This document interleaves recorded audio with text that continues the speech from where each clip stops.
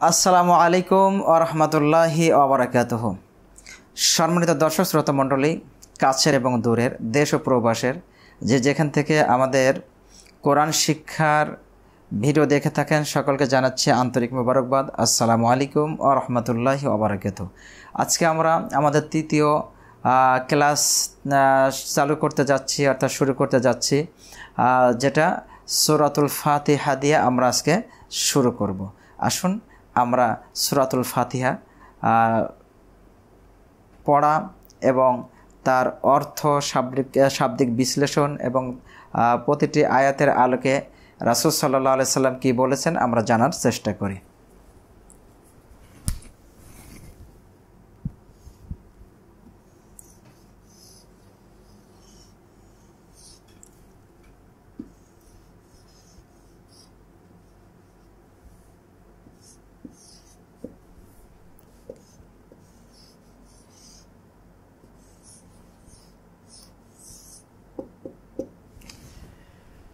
জি, সম্মানিত দর্শক শ্রোতা মণ্ডলী, আমরা সূরাতুল ফাতিহার প্রথম আয়াতটা লিখলাম। জবর জের আমরা দিই নাই, যদি দিই তাহলে হবে এমন: আল হাম দু লিল্লাহি রব্বিল আলামিন। আমরা আপনাদেরকে সহজে শেখানোর জন্য বানান সহ বলে দিচ্ছি। হামজা লাম জবর আল, আলিফে যখন জবর জের পেশ আসে তখন আলিফকে হামজা বলতে হয়। তাহলে আমরা কি বলবো? হামজা লাম জবর আল, হা মিম জবর হাম, দাল পেশ দু, আল হামদু। লাম লাম জের লিল, লাম খাড়া জবর লা, হা জের হি, লিল্লাহি। রবা জবর রব, বা লাম জের বিল, রব বিল। আইন আলিফ জবর আ, লাম জবর লা, মিম ইয়াজের মিন, নুন জবর না, আলামিনা। তাহলে আমরা যদি পুরাটা সুন্দর করে পাঠ করি তার তিলের সাথে, তাহলে হবে এমন: আলহামদুলিল্লাহি রাব্বিল আলামিন, আলহামদুলিল্লাহি রাব্বিল আলামিন। আপনারা বুঝতে পারছেন? তাহলে শুদ্ধ করে বারবার একটু পড়ার চেষ্টা করবেন। আলহামদুলিল্লাহি রাব্বিল আলামিন, আলহামদুলিল্লাহি রাব্বিল আলামিন। আমরা এবার শব্দের বিশ্লেষণে যাব, অর্থের দিকে যাব। আমরা খুব সহজেই শেখানোর চেষ্টা করব ইনশাআল্লাহ। তাহলে আমরা আসুন, আলহামদু। আলহামদু শব্দটার অর্থ কী? আলহামদু শব্দটা হামিদা ইয়াহমাদু অর্থাৎ সামিয়া ইয়াসমাউ বাব থেকে নির্গত। বাবে সামিয়া, বাবে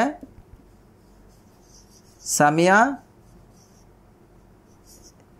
ইয়াসমাউ থেকে নির্গত, অর্থাৎ বাবে সামিয়া ইয়াসমাউ এর মাজদার।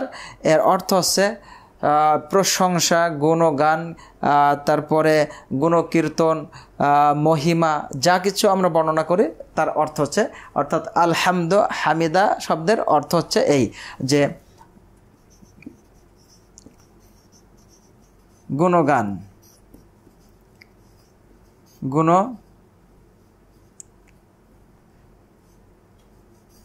কীর্তন,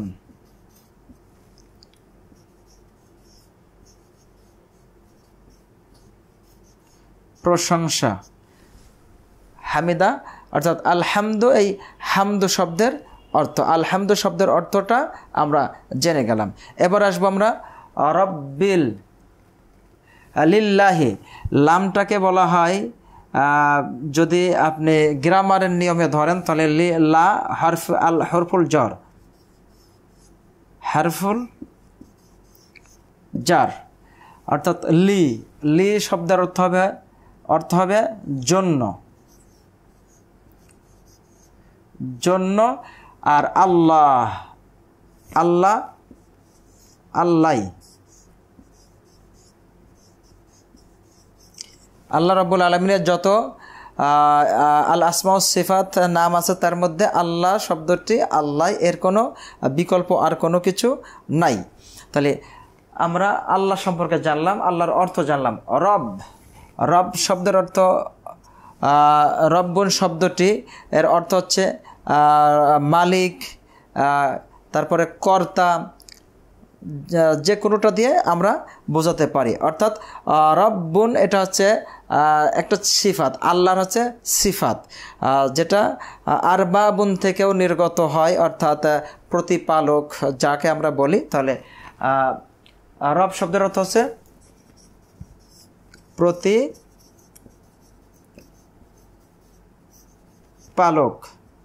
বা আপনি সহজে বোঝার জন্য রবও বলতে পারেন। এরপরে আলামিন, বিশ্ব জগতের।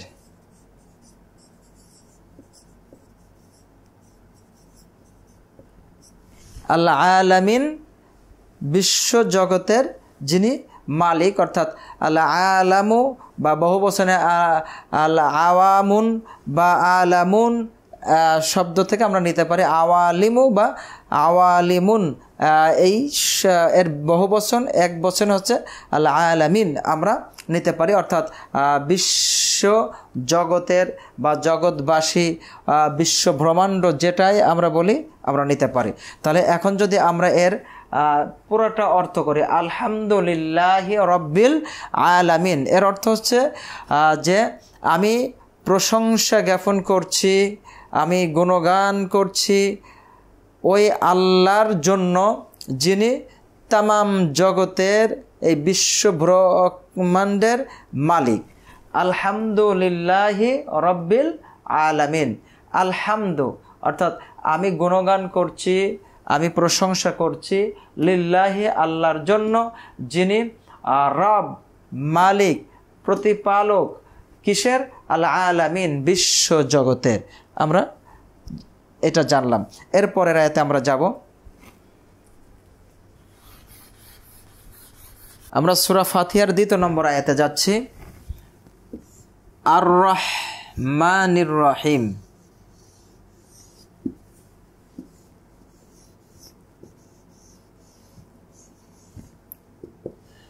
আর রহমানির রহিম। আর রহমানির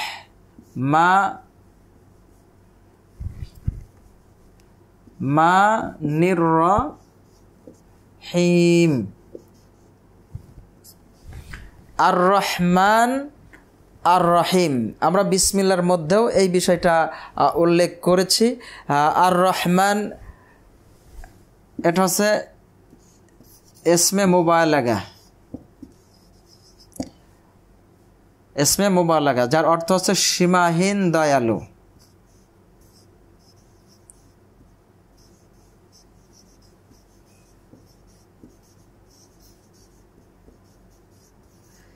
সীমাহীন দয়ালু, যেটা আমরা বিসমিল্লার মধ্যে আর রহমান এবং আর রহিমের বিস্তারিত আলোচনা করেছি, কেন আল্লাহ পরপর 2টা শব্দ নিয়ে এসেছেন। তা আর রহমান এটা হচ্ছে ইসমে মুবালাগা, আর রহিম এটাও ইসমে মুবালাগা। আমরা এটা সীমাহীন দয়ালু, আর আমরা এটাকে দেব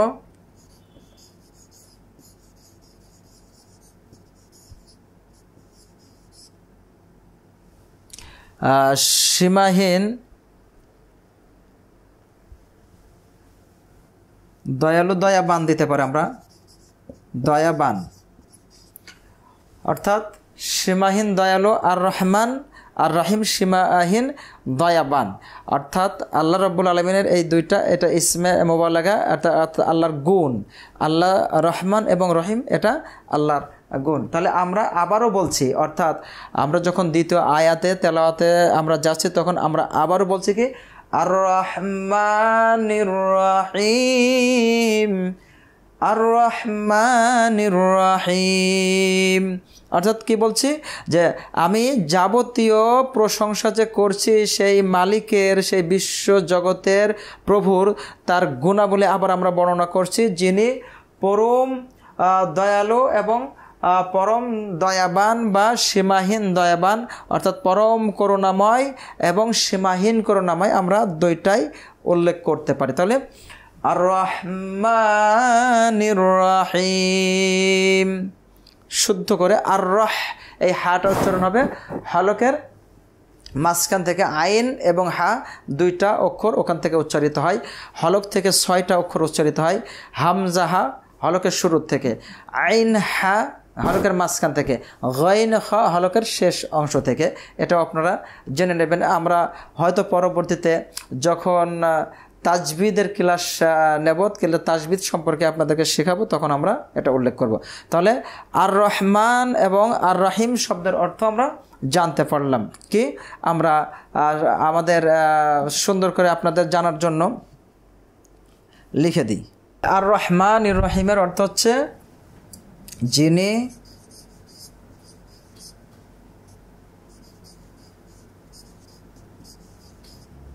পরম করুণাময় ও দয়ালু, যিনি পরম করুণাময় ও দয়ালু, আমরা এটা জানতে পারলাম।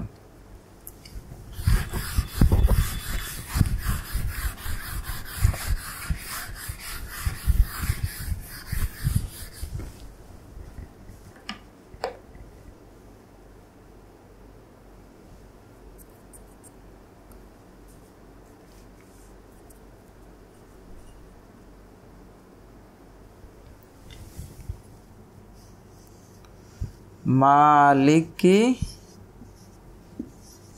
ইয়াউমিদ্দিন,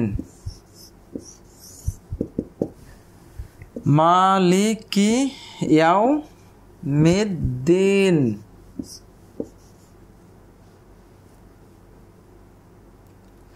মালিকি ইয়াউমিদ্দিন আমরা জানলাম। মালিকি ইয়াউমিদ্দিন, মালিকুন শব্দের অর্থ হচ্ছে অধিপতি।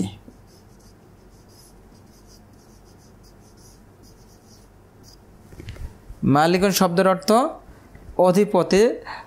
ইসমে ফাইল ওয়াহিদ মুজাক্কার থেকে আসছে, বাবে দরাবা ইয়াদরিবু থেকে, যিনি, যার অর্থ হচ্ছে কি যে মালিক বা অধিপতি। আমরা মালিকও এটা উল্লেখ করতে পারি, মালিক, মালিক। ইয়াউমুন শব্দের অর্থ হচ্ছে দিন। এক বচন, বহু বচনে আইয়ামুন, বহু বচনে আইয়ামুন। আর দিন, দিন শব্দের অর্থ হচ্ছে আমরা যেটা দিন বলি, দিন বা দিবস, ইংরেজিতে যেটাকে ডে বলা হয়, দিন বা দিবস। তাহলে আমরা আমাদের মালিকের আবার প্রশংসা করছি কি বিষয়ে, যে যিনি মালিক ইয়াউমিদ্দিন, যিনি শেষ বিচারের একমাত্র মালিক। আমরা সেটাও আল্লাহর কাছে আমরা জানাচ্ছি নামাজের মধ্যে, যে যিনি প্রতিফল দিবসের মালিক বা অধিপতি। আপনাদের সহজের জন্য বলে দিচ্ছি, লিখে দিচ্ছি, যিনি শেষ বিচারের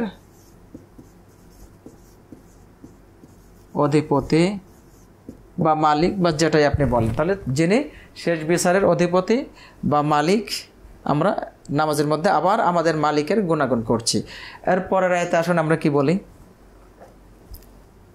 ইয়াকা না'বুদু ওয়া ইয়াকা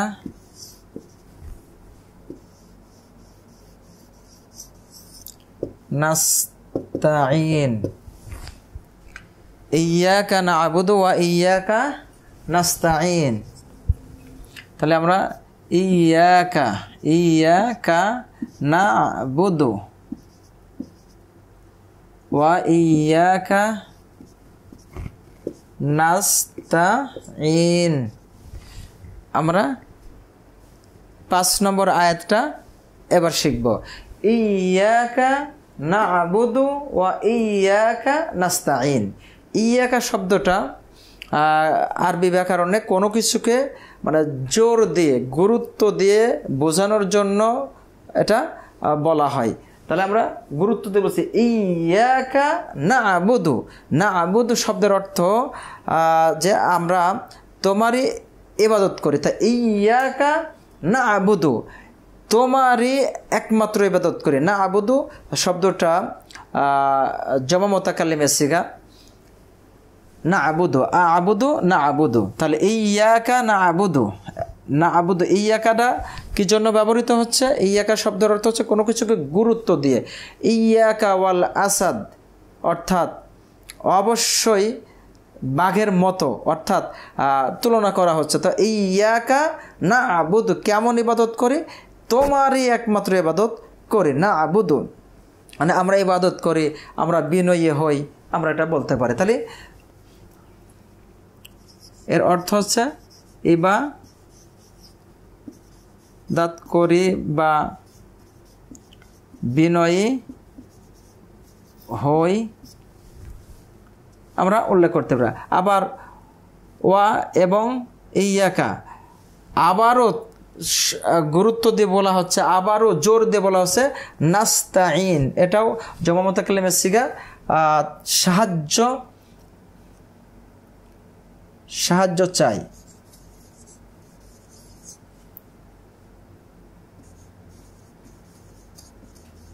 কামনা করি বা সাহায্য চাই।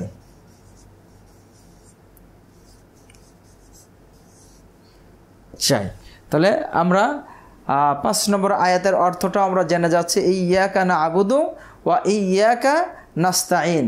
তাহলে আমরা কেবল তোমারই ইবাদত করি আর আমরা কেবল তোমারই সাহায্য চাই।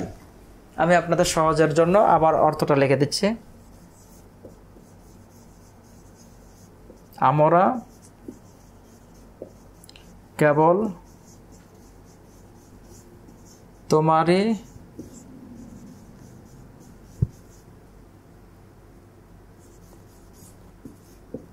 করি এবং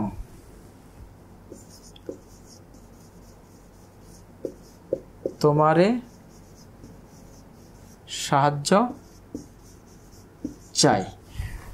সম্মানিত দর্শক শ্রোতা মণ্ডলী, তাহলে এখানে আমাদের আরেকটা জিনিস বুঝতে হবে খুব ভালো করে। নামাজের মধ্যে আমরা কি বলছি?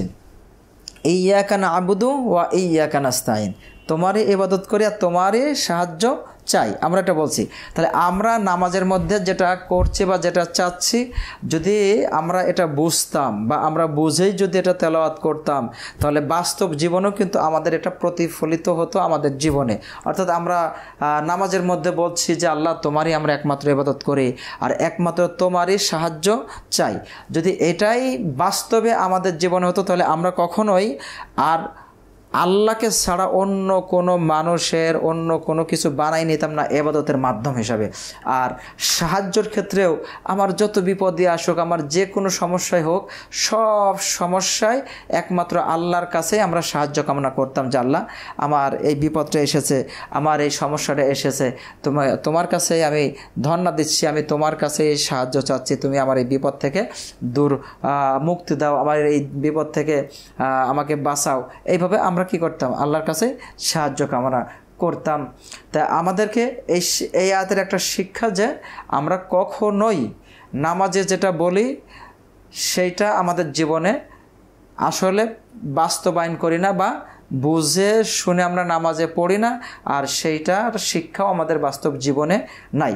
সুতরাং আমাদের বাস্তব জীবনের শিক্ষা নিতে হবে, নামাজের শিক্ষা রাখতে হবে এবং সেই অনুযায়ী আমাদেরকে আমাদের জীবন পরিচালিত করতে হবে।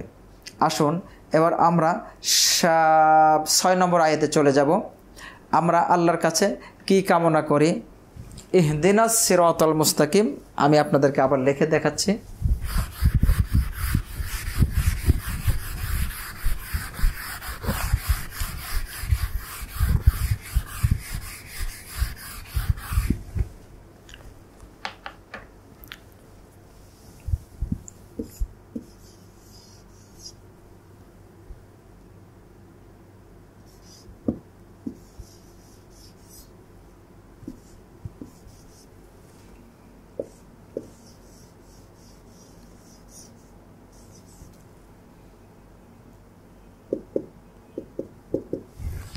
ইহদিনাস সিরাতাল মুস্তাকিম, ইহদিনাস সিরাতাল মুস্তাকিম।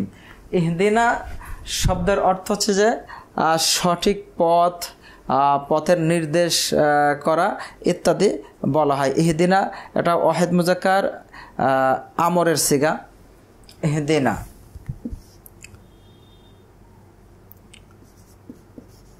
ওয়াহিদ মুজাক্কার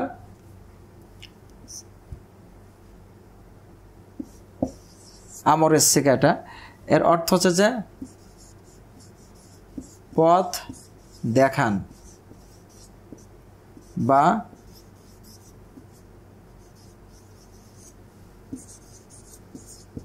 নির্দেশ করেন। তাহলে কি পথ? ইহদিনাস সিরাতাল মুস্তাকিম। সিরাতুন শব্দের অর্থ হচ্ছে পথ। সিরাত, এই যে সিরাত, এটা সুরুতুন বহুবচন। সিরাত শব্দের অর্থ হচ্ছে পথ বা রাস্তা। কেমন রাস্তা? আল মুস্তাকিম। আল মুস্তাকিম এটাও ইসমে ফাইলের ওয়াহিদ মুজাক্কার।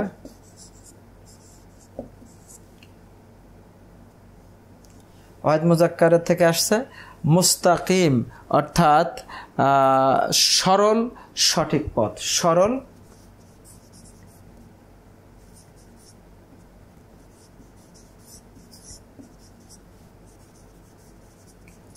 সঠিক পথ। তাহলে আমরা আমাদের মালিকের কাছে, আমাদের আল্লাহর কাছে আমরা কি বলছি? ইহদিনাস সিরাতাল মুস্তাকিম, আমাদেরকে সরল সঠিক পথ প্রদর্শন করো এবং তার প্রতি আমাদের কি করো? অটুট থাকার তৌফিক দান করো বা আমাদেরকে ইস্তেকামাত রাখো। অর্থাৎ আমরা বলছি ইহদিনাস সিরাতাল মুস্তাকিম।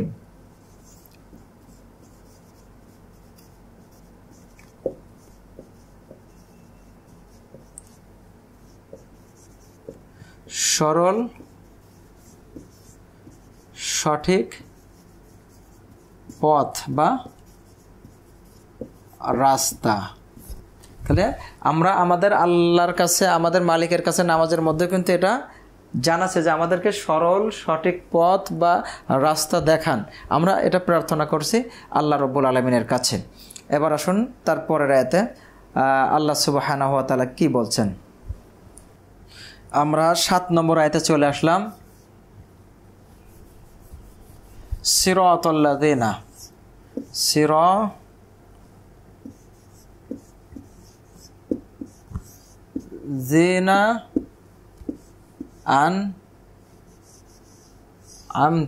আনআমতা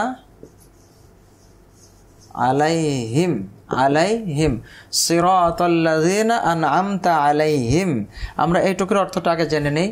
সিরাত শব্দের অর্থ হচ্ছে পথে, অর্থাৎ সেই পথে। আমরা এখানে ব্র্যাকেটে সেই পথ দিতে পারি, সেই, অর্থাৎ সিরাত শব্দের অর্থ হচ্ছে পথ।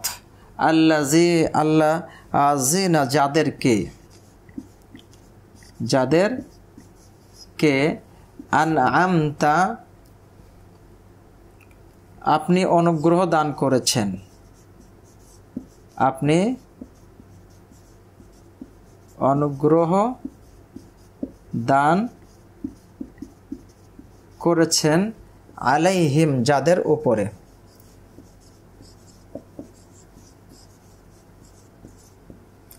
যাদের উপরে আমরা এই পর্যন্ত জেনে নিই।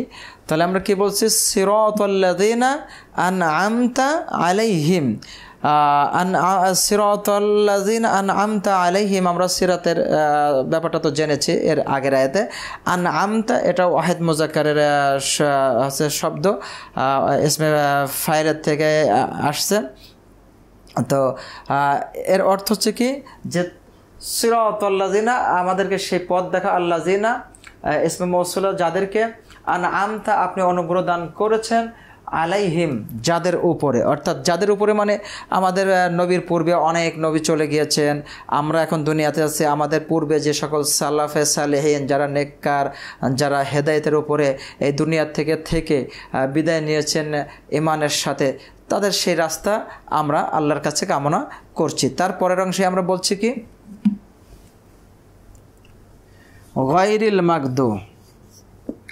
গায়রিল মাগদুবি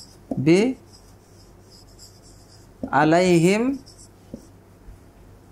ওয়ালাদ-দাল্লিন ওয়ালাদ-দাল্লিন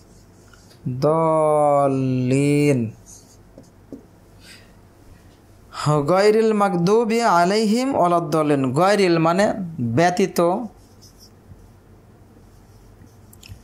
ব্যতীত বা নয়, অর্থাৎ তাদের সেই পথ নাই। মাগদুব যারা অভিশপ্ত প্রাপ্ত, অভিশপ্ত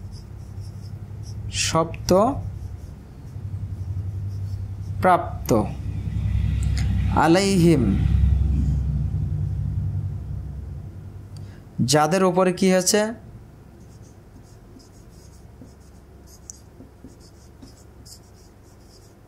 উপরে এসেছে তোমার গজব,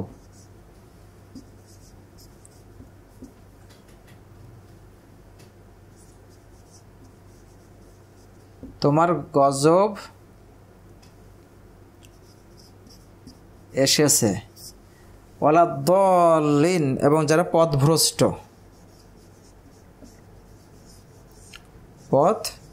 পথভ্রষ্ট হয়েছে বা পথভ্রষ্টদের।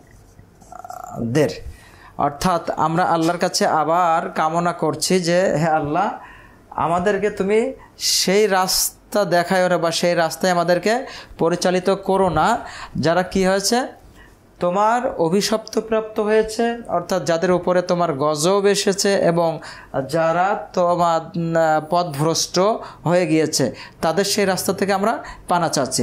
উল্লেখ এখানে মাগদুব দ্বারা ইহুদিদেরকে বোঝানো হয়েছে এবং ওয়ালাদ-দাল্লিন দ্বারা খ্রিস্টানদেরকে বোঝানো হয়েছে। তাহলে আমরা নামাজের মধ্যে কিন্তু আল্লাহর কাছে পানা চাচ্ছি, আল্লাহ তুমি আমাদেরকে ইহুদি নাসারাদের পথ দেখায়ও না, তাদের সেই রাস্তায় আমাদেরকে পরিচালিত করিও না। কিন্তু আমরা নামাজের বাইরে যদি এসে আবার তাদের সেই রাস্তায় চলি, তাদের দেখানো পথে চলি, তাহলে আমার নামাজের মধ্যে কি বললাম আর বাইরে এসে কি করলাম একটু মিলিয়ে দেখবেন।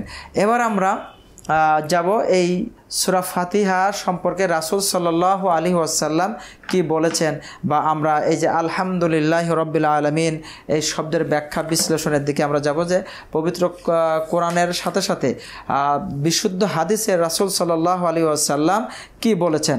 কারণ আমাদের দেশে এক শ্রেণীর আহলে কোরআন যারা বাইর হয়েছে তারা বলে কিন্তু যে আমরা কোরআন ছাড়া আমরা হাদিস মানি না, কোরআনে যা আছে সেটাই এনাফ। তো কোরআনে যা আছে সেইটা এনাফ নয়, কারণ কোরআনের পরিপূরক হলো আল হাদিস আন-নাবাবিয়্যা সাল্লাল্লাহু আলাইহি ওয়াসাল্লাম। কারণ কোরআনকে বোঝার জন্য নবী করিম সাল্লাল্লাহু আলাইহি ওয়াসাল্লামের হাদিসের বিকল্প কোনো কিছু নাই। তা আমরা আসুন একটু জানি যে এই যে আমরা যে আল্লাহর প্রশংসা দিয়ে শুরু করছি আলহামদুলিল্লাহি রাব্বিল আলামিন, এই সম্পর্কে আল্লাহ রাসূল সাল্লাল্লাহু আলাইহি সাল্লাম তিনি কি বলেছেন। আল্লাহ রাসূল সাল্লাল্লাহু আলাইহি সাল্লাম বলেছেন যে একটা মানুষ যদি কখনো কোনো নিউজ শোনে আর যদি সে আলহামদুলিল্লাহ বলে, বা দেখা যাচ্ছে আপনাকে জিজ্ঞাসা করলো কেউ যে আপনি কেমন আছেন, তখন আপনি বলেন আলহামদুলিল্লাহ। তা আল্লাহ সুবহানাহু ওয়া তাআলার রাসূল আমাদেরকে বলছেন যে যদি কেউ এইরকম মুহূর্তে আল্লাহর প্রশংসা জ্ঞাপন করতে পারে, তাহলে আল্লাহ সুবহানাহু ওয়া তাআলা তাকে যেমন ভালো রেখেছেন তার থেকে আরও বেশি গুণ ভালো তাকে রাখবেন। এটা হাদিসে আসছে, যেটা ইবনু মাজার মধ্যে আসছে 3805 নম্বর হাদিস। এছাড়া আল্লাহর প্রশংসা জ্ঞাপন সম্পর্কে আরেকটা হাদিস আসছে, আল্লাহ রাসূল সাল্লাল্লাহু আলাইহি ওয়াসাল্লাম বলেছেন, যেটা জাবের রাদিয়াল্লাহু আনহু থেকে বর্ণিত, আন জাবির ইবনে আব্দুল্লাহ ইয়াকুলু সামিতু রাসূলুল্লাহ সাল্লাল্লাহু আলাইহি ওয়াসাল্লাম। জাবির ইবনে আব্দুল্লাহ রাদিয়াল্লাহু আনহু বলছেন আমি রাসূল সাল্লাল্লাহু আলাইহি ওয়াসাল্লামকে বলতে শুনেছি, ইয়াকুলু তিনি বলেছেন, আফযালু যিকরি লা ইলাহা ইল্লাল্লাহ, সর্বোত্তম জিকির হলো কি লা ইলাহা ইল্লাল্লাহ, ওয়া আফযালু দুআই আলহামদুলিল্লাহ। তাহলে সর্বোত্তম জিকির লা ইলাহা ইল্লাল্লাহ আর সর্বোত্তম দোয়া হলো আলহামদুলিল্লাহ। হাদিসটি আসছে ইবনু মাজার মধ্যে এবং সিলসিলা সহিহের মধ্যেও এসেছে। তাহলে সম্মানিত দর্শক, এখানে আরেকটা জিনিস আমরা বুঝে গেলাম, তাহলে সর্বোত্তম জিকির কি? লা ইলাহা ইল্লাল্লাহ। এখন কেউ যদি লা ইলাহা এতটুকু ভেঙে করে বা ইল্লাল্লাহ ইল্লাল্লাহ করে তাহলে কিন্তু হাদিসের উপরে আমল হলো না, অর্থাৎ পরিপূর্ণ জিকির সে করা হলো না, অর্থাৎ রাসূলের কথার বিপরীত জিকির করা হলো। তাহলে জিকির করতে হলে কি বলতে হবে? লা ইলাহা ইল্লাল্লাহ, এটা পরিপূর্ণ বলতে হবে। আর সর্বোত্তম দোয়া কি? আলহামদুলিল্লাহ। এছাড়া আরেকটা হাদিস আমরা জানি, যেটা সহিহ বুখারী মুসলিমের শেষ হাদিস হিসাবে জানি, আল্লাহ রাসূল সাল্লাল্লাহু আলাইহি ওয়াসাল্লাম তিনি বলছেন, কালিমাতানে খাফিফাতানে কালিমাতানে হাবিবাতানে ইলা রহমান খাফিফাতানে আলার লিসান সাকিলাতানে ফিল মিজান সুবহানাল্লাহি ওয়া বিহামদিহি ওয়া সুবহানাল্লাহিল আযীম। এখানে এই যে দেখেন, এই হামদুন শব্দটা এসেছে, অর্থাৎ আল্লাহর প্রশংসা করা হচ্ছে। আল্লাহ রাসূল সাল্লাল্লাহু আলাইহি ওয়াসাল্লাম বলছেন যে মুখে বলা খুব সহজ এমন দুটি বাক্য আছে যা মিজানের পাল্লায় খুবই ভারী। সেই দুটি বাক্য হচ্ছে সুবহানাল্লাহি ওয়া বিহামদিহি ওয়া সুবহানাল্লাহিল আযীম। আমরা এই হাদিসটা পড়তে পারি। এছাড়া আল্লাহ রাসূল সাল্লাল্লাহু আলাইহি ওয়াসাল্লামের আরেকটি হাদিস আমরা উল্লেখ করতে পারি, আন আবি হুরায়রা রাদিয়াল্লাহু তাআলা আন কলা রাসূলুল্লাহ সাল্লাল্লাহু আলাইহি ওয়াসাল্লাম, তিনি বলছেন, রাসূল সাল্লাল্লাহু আলাইহি ওয়াসাল্লাম বলেছেন, মান ক্বালা সুবহানাল্লাহি ওয়া বিহামদিহি মিআতা মাররা, যদি কেউ দিনের মধ্যে 100 বার পাঠ করে সুবহানাল্লাহি ওয়া বিহামদিহি গুফিরাত লাহু যুনুবুহু ওয়ালাউ কানাত মিসলা জাবাদিল বাহার, তার সমস্ত গুনাহ মাফ করে দেওয়া হবে যদিও তার গুনাহ সমুদ্রের ফেনা সম পরিমাণ হয়। সুবহানাল্লাহি বিহামদিহি। তাহলে অর্থাৎ দিনের মধ্যে যদি কেউ 100 বার পাঠ করে তাহলে তার এই ফজিলত সে পাবে। আরেকটা হাদিস আসছে, কেউ যদি সকালে 100 বার পাঠ করে এবং সন্ধ্যায় 100 বার পাঠ করে তাহলে তার থেকে বেশি নেকি নিয়ে আল্লাহ সুবহানাহু ওয়া তাআলার নিকটে যাওয়ার মতন আর কেউ থাকলো না। এছাড়া আমরা সূরা ফাতিহা সম্পর্কে গুরুত্বপূর্ণ আরও কয়েকটি কথা জেনে নিই। আল্লাহ রাসূল সাল্লাল্লাহু আলাইহি ওয়াসাল্লাম বলেছেন, ইজা কামা ইলা সলাতি, যখন কেউ সলাতে দাঁড়ায়, ফাকরা, যখন শুরু করে পড়া আলহামদুলিল্লাহি রাব্বিল আলামিন, সে যেন তার মালিকের সাথে কথা বলা শুরু করে দেয়। আর যখন এইভাবে বলতে থাকে তখন আপনি একটা একটা বলতে থাকেন, আপনার রব একটা একটা করে উত্তর দিতে থাকেন। এইভাবে যখন আপনি গায়রিল মাগদুবি আলাইহিম ওয়ালাদ-দাল্লিন পর্যন্ত বলেন, বলার পরে যখন বলেন আমিন, তখন ফেরেশতারাও আমিন বলে। আর ফেরেশতাদের আমিন বলা আর আপনার আমিন বলা যদি মিলে যায়, আল্লাহ রাব্বুল আলামিনের রাসূল বলেছেন, গফিরা লাহু মা তাকাদ্দামা মিন যামবি, তার অতীতের সব গুনাহ মাফ করে দেওয়া হবে। তাহলে আমরা এই একটা আমল আমরা জেনে গেলাম। আর বিশেষ করে নামাজে আমরা ফাতিহাকে ধীরে ধীরে পড়ব, আর আমার মালিকের সাথে যে আমি কথা বলছি সেটা আমাকে স্মরণে রাখতে হবে। সর্বোপরি রাসূল সাল্লাল্লাহু আলাইহি ওয়াসাল্লাম বলেছেন, বান্দা যখন এই সূরা শেষ করে আমিন বলে, বান্দা যা কিছু চেয়েছে এই সূরার মাধ্যমে আল্লাহ রাব্বুল আলামিন তার থেকেও তাকে বেশি দান করে দেন। সুবহানাল্লাহ, সুবহানাল্লাহ। তাহলে আসুন সম্মানিত দর্শক শ্রোতা মণ্ডলী, আমরা সূরা ফাতিহাকে শুদ্ধ করে শিখি এবং তার অর্থগুলোও জানার চেষ্টা করি, এবং সেই অর্থগুলা জেনে বুঝে যদি আমরা সালাতের মধ্যে পড়তে পারি তাহলে আমাদের অনেক লাভ হবে, অনেক উপকারে আসবে ইনশাআল্লাহ। তাহলে আমি আপনাদের সুবিধার জন্য একবার পুরা সূরাটা মাশক করাই দিচ্ছি। পড়ুন, আউযু বিল্লাহি মিনাশ শাইতানির রাজীম, বিসমিল্লাহির রহমানির রহিম, আলহামদুলিল্লাহি রাব্বিল আলামিন, আর রহমানির রহিম, মালিকি ইয়াউমিদ্দিন, ইয়্যাকা না'বুদু ওয়া ইয়্যাকা নাস্তাঈন, ইহদিনাস সিরাতাল মুস্তাকিম, সিরাতাল লাযীনা আন'আমতা আলাইহিম গায়রিল মাগদুবি আলাইহিম ওয়ালাদ-দাল্লিন। আমিন। আসসালামু আলাইকুম ওয়া রাহমাতুল্লাহি ওয়া বারাকাতুহু। তোমরা যা জানো না তা তোমরা জেনে নাও। আল্লাহ সুবহানাহু ওয়া তাআলা এই মর্মে বলেছেন, ফাসআলু আহলা যিকরি ইন কুনতুম লা তা'লামুন।